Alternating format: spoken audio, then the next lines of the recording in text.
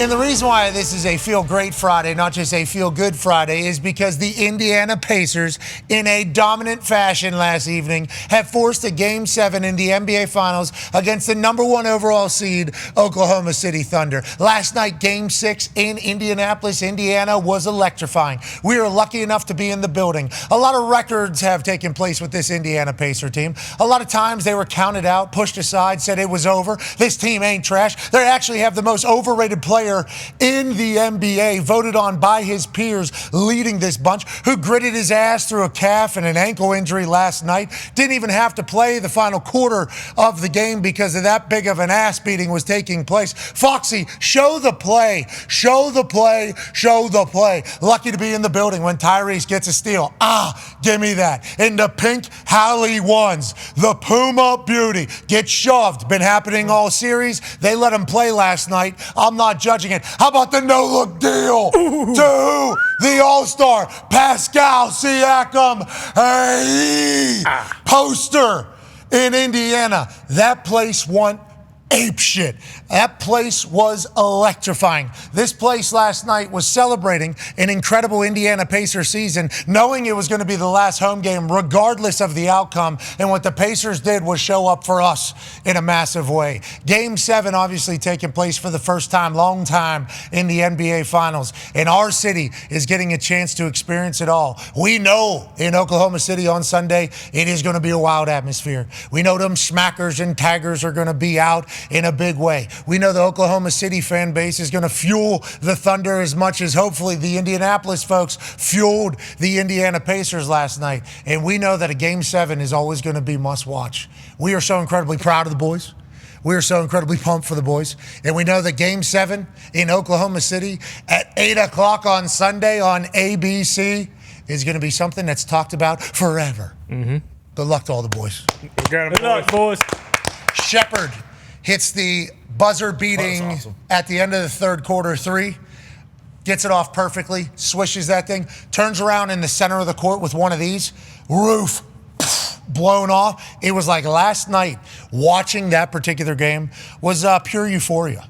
It was great to see the boys come out in dominating fashion, and it was great to see them respond when everybody thought it was over. The Indiana Pacers in the Gainbridge Fieldhouse, more specifically, their employees, security, arena, PR, marketing, basically all the different departments, they had to rehearse the Larry O'Brien ceremony on the court yesterday, the night before, 4 hours, 5 hours, how the ceremony is going to go, you know, where the lighting is, where the camera goes, where Larry O'Brien goes, where the Oklahoma City Thunder will go. Let's practice. Let's get the Oklahoma City Thunder colored confetti. And they had to go through the entire Pacers building, basically. Visitors locker room. Had to go through it all. You have to go to the whole thing, like numerous times. And you could sense that it was like, this is not how this is going to, this cannot be how this season ends. And Tyrese Halliburton, Neesmith, great shooter.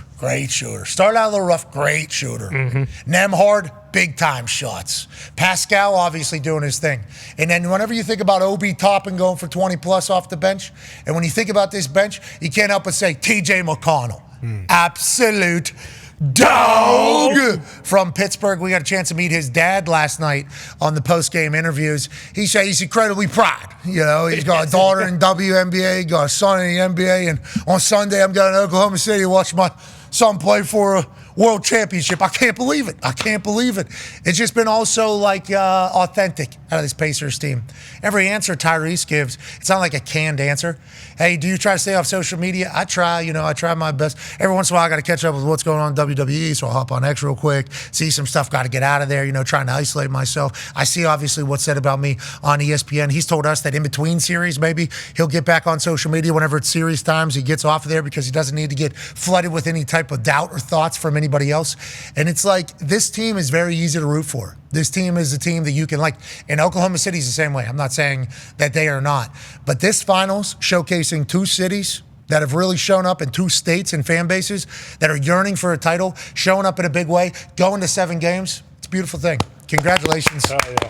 Congratulations to the NBA. Talks the tables here at Boston Connor, at Ty Schmidt. Con, man, we were in there last night. It was awesome. Yeah, unbelievable. One of the best environments I've ever been in. I said that about games 3 and 4 last night. Would definitely surpass all of that. The Siakam play, you mentioned when we rewatched it back after the fact, it looked even more electric on the broadcast, which was very exciting to see. It's incredible how well the team just answers. You know, TJ McConnell's dad also said, at Game 7, anything can happen. And that's kind of where we're at right now. Halliburton goes down. Siakam, I mean, he had the slam, which was filthy. I forget what song was put over that, but it looked and sounded immaculate. But him going off for 33, the bench doing what they did. Tyrese Halliburton, his over-under last night was 13.5 points. He scored 14, so way to hit that over, Tyrese. But if you were to tell me, hey, Tyrese Halliburton was going to have 14 points, 5 assists, and a rebound in Game 6, I would be a little bit worried. And then you look at what everyone else did. Everybody stepped up. Mostly everybody stepped up. Tony Bradley came in. TB13. TB13. He had some big minutes for the boys. Kind of got everybody going. Played a little, tough defense. We've been Tony Bradley guys since day one. And the finisher, if you will. We might. Yeah, he is the finisher. Yeah, James Johnson coming in, and it wasn't the loudest pop of the night because of that Siakam dunk. But when he comes in with 2:30 left on the clock, people go ballistic, and they don't go ballistic because James Johnson, some dumb minutes. They come in because he's setting the tone for Game 7. He's not coming in just to get in and say that he played in the NBA Finals. He's coming in to send a message to the OKC bench. He's barking right there to them, letting them know, hey, we're not screwing around. He's crashing the boards, even though he knows that's going in.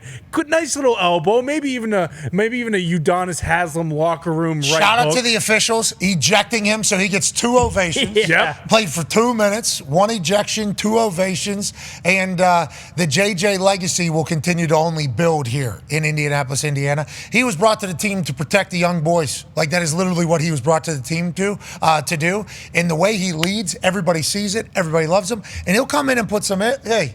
Get some of those. There was one time he had, I think he still had some beads. He had a couple bracelets on, yeah. Couple bracelets on, came in, had to do his chain, thing, yeah. knocked down a shot, does his thing. It's like you really experience and feel the team's culture in this entire thing. Had a lot of people traveling in for the game. Justin Jefferson was in town last night. He was.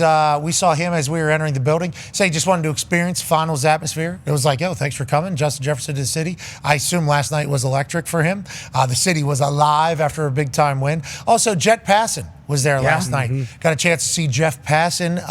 He brought his boy and one of his boy's friends over here from St. Louis, right? Where does he live? Kansas City. Kansas City, okay, Missouri. Yeah, Yep. He's left on the map from us. Correct. I don't think that far. I think it was a doable drive. It was He looked good. He did look good. Yeah, good fit. He had like thong toe sandals on. Sure. Cargo He had the deep shorts. V-neck. I do know that. Yeah, deep V-neck and cargo shorts. Sure. Hair looked immaculate. Always does. And just kind of just living, just doing it. He looked like a billionaire tech guy. Like if you were to imagine what like Zuckerberg looked like when Facebook had 1 million. Yeah, who has a surfboard? Exactly. Shot Steve down there in Outer Banks. From the OBX. Yeah. Steve T down there in Outer Banks sends me this surfboard right here. I was on it trying to find some barrels, a little bit earlier. That's some fine wood right there. That is some fine wood. Great craftsmanship. It is. Have you got a chance to feel this thing? No, I haven't. Real deal, brother. It looks like it. Steve lives in OBX? I believe he lives OBX. He supplies everybody in OBX with surfboards. Okay. I believe he is the OBX lifestyle. Yeah, he's a pogue. He's a pogue, yeah. Yeah, certainly. From the Outer Banks show, they call themselves pogues.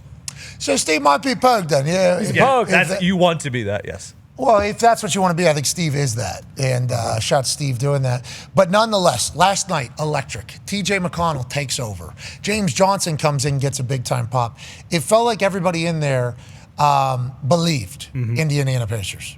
I think some people, after Game 5, were a little bit worried. Sure. Especially with Tyrese potentially being game-time decision. It's like if Tyrese is not going to play, then we're kind of, we are Dahn.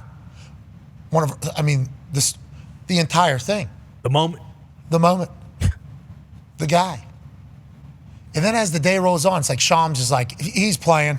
And then, Udonis has them. Yesterday, as we were talking to him, just at about, 2:05 or whatever, he goes, it just hit me. Tyrese is going to be just fine. Yeah. And I was like, who told you that? He goes, nah, I just think he's going to be okay.